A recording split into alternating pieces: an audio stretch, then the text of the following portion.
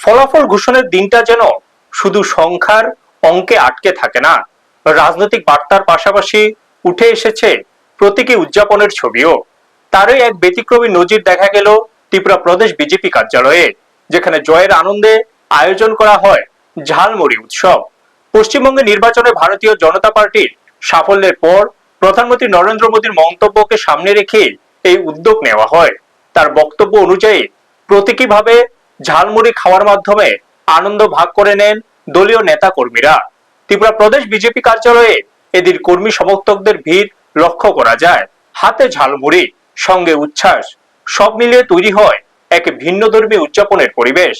কেউ স্লোগান দিচ্ছেন, কেউ আবার একে অপরকে খাইয়ে দিচ্ছেন ঝালমুড়ি, যা রাজনৈতিক আনন্দ প্রকাশের এক নতুন রূপ হিসেবে ধরা পড়ে।